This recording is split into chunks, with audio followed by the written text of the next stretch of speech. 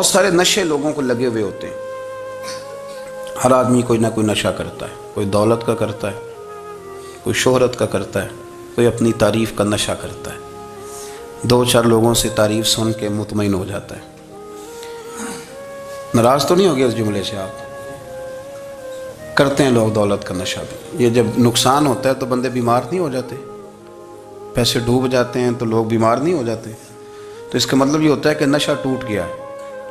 بہک ہوئے ہیں نا تھوڑے سے تو کانپتے ہیں, تڑپتے ہیں, پریشان. نشہ ہی اسی طرح ہی کرتا ہے نا, نہیں ملتا تو پریشان ہوتا ہے.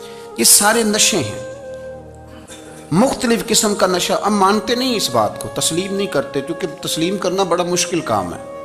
اس کے لیے تو بڑی ساری چیزیں جو ہیں وہ دبوچ کے اور بڑی سارے رستے پھلانگ کے آنا پڑتا ہے. تو بڑا مشکل ہے ماننا, ورنہ کرتے ہیں ہم. ہمارا مزاج ہے. یہ گھومنے پھرنے کا, دنیا دیکھنے کا بھی ایک نشہ ہے. یہ بہت ساری باتیں کرنے کا بھی ایک نشہ ہے.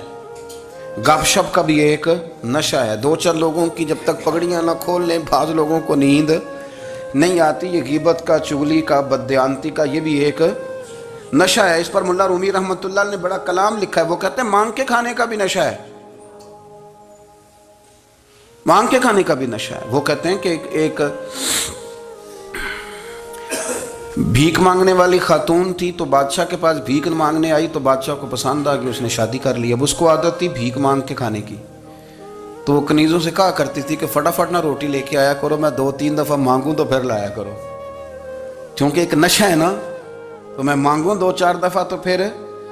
تو انسان بہت سارے نشے کرتا ہے, یہ مانتا نہیں. یہ موبائل, یہ فیس بک, یہ سارے نشے ہی ہیں. اپنی فوٹو لگا لینا, سارا دن اسی کو دیکھتے رہنا. اور بڑے بڑے سیانے بندے جو وزادار ہیں, بڑے وزادار لوگ ہیں, لیکن وہ بھی سنجیدگی کے قائل نہیں, اس طرح کے نشوں کا شکار ہیں. یہ سارے نشے ہیں جو ہم نے پال لیے.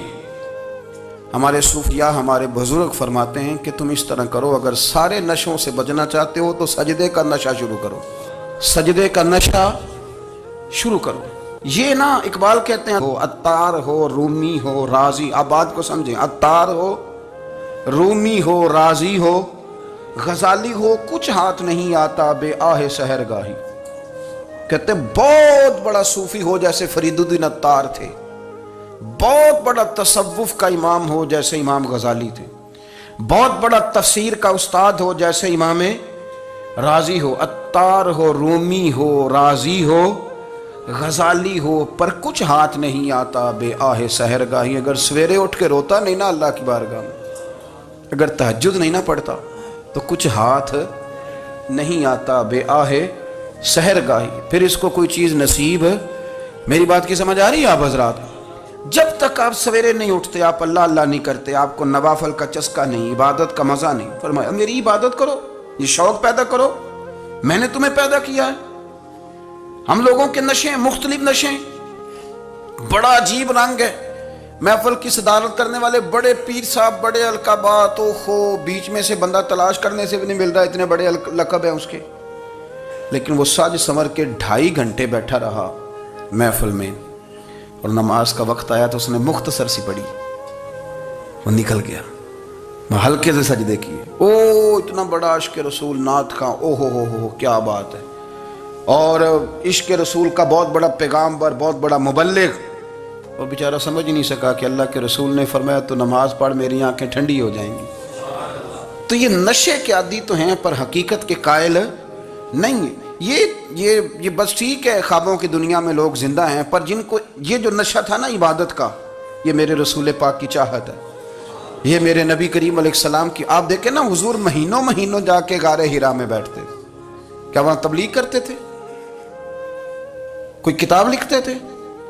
رسول کریم علیہ السلام مہینہ رہتے غار حرا میں. کوئی نہ مجھے دیکھے, کوئی نہ مجھے ملے. حضور یہاں کیا ہے؟ فرمایا میں اپنے رب کی عبادت کروں گا. نبی کریم علیہ السلام نے سجدوں کے ساتھ پتھروں اور پہاڑوں کو آباد کر دیا, سجدوں کے ساتھ. آپ کا سجدہ آپ کو بہت ساری چیزوں سے چھڑا لیتا ہے, یہ بہت ساری جگہوں سے جھکنے سے بچا لیتا ہے.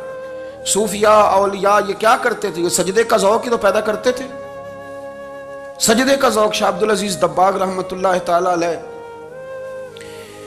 اپنے مریدوں سے فرمایا کرتے تھے کہ اگر تم پکے نمازی بن جاؤ نا، تہجد گزار ہو جاؤ، تو میرے پاس آنا جانا چھوڑ دینا۔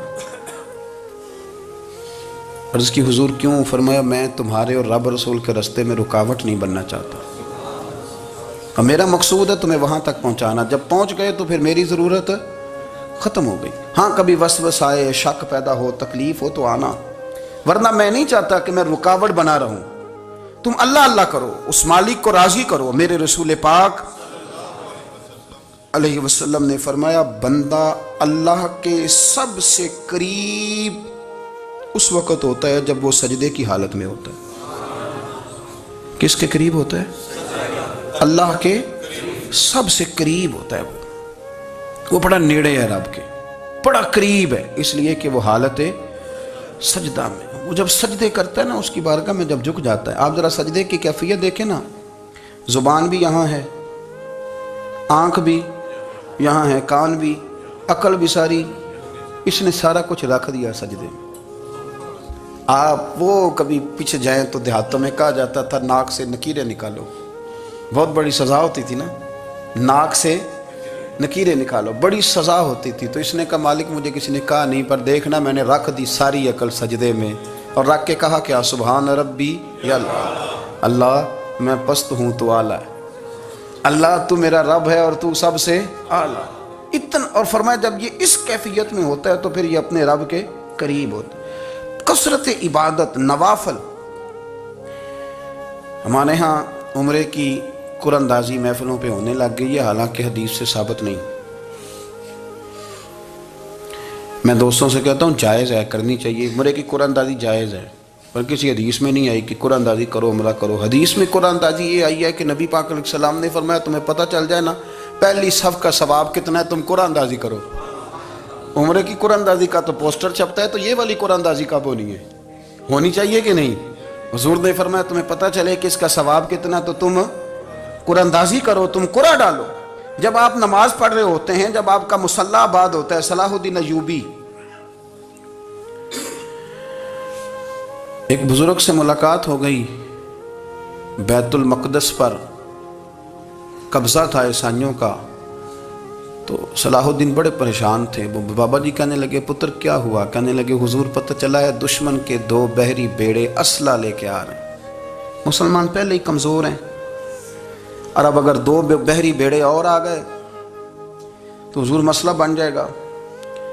تو میں پریشان ہوں کہ کس طرح یہ کم مسئلے والی ہماری فوج ہے کیسے مقابلہ کرے گی۔ تو بابا جی کہنے لگے پتر اس طرح کرنا، آج رات تو بھی دعا کرنا اور میں بھی کروں گا، تو بھی دعا کرنا، آپ ناراض نہ ہونا، ہم تو پیروں والے ہیں، ہم تو پیروں کے نوکر غلام ہیں، ہمارا تو گزارا ہی نہیں، ہمیں تو ملتا ہے سارا کچھ وہاں سے۔ پر میرا سوال یہ ہے کہ تعویذ لینے جاتے ہو نفل کیوں نہیں پڑھتے؟ رات اللہ اللہ کیوں نہیں کرتے؟ یہ بھی تو ہمارے بزرگوں کا ہی طریقہ ہے، انہوں نے تو ہمیں سکھایا ہے۔ صلاح الدین ایوبی سے بزرگوں نے کہا کہ رات آج نا اللہ اللہ کرنا، تو میں تیرے لیے دعا کروں گا، تو بھی دعا کرنا۔ تو بندہ جب دکھی ہوتا ہے تو سجدہ کرتا ہے، تو پھر ہی تو مصلی بھیگ جاتا ہے، پھر ہی تو مزہ آتا ہے۔ سکھی بندہ تو کعبے جا کے نہیں روتا، دکھی تھے، تکلیف تھی، تو سر رکھا سجدے میں تو تڑپ گئے۔ اور وہ بابا جی کہتے ہیں میں مسجد آیا تو صلاح الدین چیخے مار کے رو رہا تھا اور کہہ رہا تھا مالک میں کوئی اپنی شان کے لیے تو نہیں نہ لڑ رہا، اللہ کو میں کوئی قبضوں کے لیے تو نہیں لڑ رہا، مالک تیرے لیے لڑ رہا ہوں، مجھے بے آبرو نہ کرنا، میری مدد فرمانا۔ کہتے ہیں میں آیا تھا کہ مسجد میں دعا کروں گا، پر صلاح الدین ایوبی کو روتے دیکھا تو میں لوٹ گیا۔ تو سویرے صلاح الدین ملے تو بڑے خوش تھے۔ میں نے کہا پتر کیا ہوا؟ کہنے لگے حضور وہ بحری بیڑے 2 آ رہے تھے نا اسلحہ لے کے، دونوں ڈوب گئے پانی میں ڈوب گئے۔ تو بابا جی کہنے لگے صلاح الدین وہ پانی میں نہیں ڈوبے، وہ تیرے آنسوؤں میں ڈوب گئے، وہ غرق ہو گئے، وہ جو تو نے مصلی بات کیا تو وہ تیرے آنسوؤں میں ڈوب گئے، وہ غرق ہو گئے، وہ تباہ، اتنے قیمتی تھے تیرے آنسو کے بہا لے گئے دشمن کے بحری بیڑوں کو۔ میرے بھائی ٹھیک ہو گیا جی، میرے عزیز سمجھ لیں اس بات کو ہمیشہ کے لیے، اور اس پر غور کرنے اچھے طریقے سے کہ میرے رسول کریم سید عالم صلی اللہ علیہ وسلم نے نا ہماری توجہ دلائی، حضور نے ہمیں بتلایا، ہمارا ذوق بڑھایا عبادت کی طرف۔ ایک صحابی تھے حضرت ابو فاطمہ رضی اللہ تعالیٰ عنہ، یہ ترمذی شریف کی حدیث ہے۔ نبی پاک علیہ السلام نے فرمایا ابو فاطمہ قیامت کے دن مجھ سے جلدی ملنا چاہتے ہو کہ دیر کے ساتھ؟ تو کہنے لگے حضور کون ہوگا جو دیر سے ملنا چاہے گا؟ ہم نے تو جان دے دی وعدہ دیدار پر۔ اعلیٰ حضرت فرماتے ہیں جان دے دی وعدہ اور نقد اپنا دام ہو ہی جائے گا۔ مجھے لگتا ہے کہ یہ سودا نقد و نقد ہو جانا ہے، چونکہ ہم نے جان دے دی وعدہ دیدار پر۔ آپ نے وعدہ کیا تھا کہ مریں گے تو پھر زیارت ہوگی، تو مر گئے ہم زیارت کی خاطر۔ جان دے دی وعدہ دیدار پر تو نقد اپنا دام ہو ہی جائے گا۔ اے رضا ہر کام کا ایک وقت ہے، دل کو بھی آرام ہو ہی جائے گا۔ تو حضرت ابو فاطمہ رضی اللہ تعالیٰ عنہ سے نبی پاک صلی اللہ علیہ وسلم نے فرمایا جلدی ملنا چاہتے ہو کہ دیر سے؟ عرض کی حضور فٹافٹ ملنا ہے، میں نے قیامت کے دن آپ سے جلدی ملنا ہے۔ تو نبی پاک علیہ السلام نے فرمایا پھر اس طرح کرنا، دنیا میں رہ کے سجدے زیادہ کرنا، پھر سجدے زیادہ کرنا، قیامت میں ملاقات جلدی ہو جائے گی، قرب ملے گا تمہیں۔ اپنے بچوں کے اندر دیکھیں نا، ہم شوق پیدا کرتے ہیں، ہمیں صحیح لفظ نہیں بولنے آتے پر ہم بچوں میں شوق پیدا کرتے ہیں کہ پتر ڈاکٹر بن جائے گا تو بڑا نفع کرے گا، تو لوگوں کی خدمت کرے گا، ملک و ملت کی خدمت کرے گا، تیرے ابا کا نام روشن ہوگا، تیرے دادا کی تعریفیں ہوں گی۔ ہم یہ ذوق پیدا کرتے ہیں۔ ہم اپنے نوجوانوں کے اندر یہ فکر پیدا کرتے ہیں، انہیں ہم سمجھاتے ہیں کہ میاں جب تم پڑھو گے، محنت کرو گے تو فلاں آدمی کی طرح تمہارا نام ہوگا۔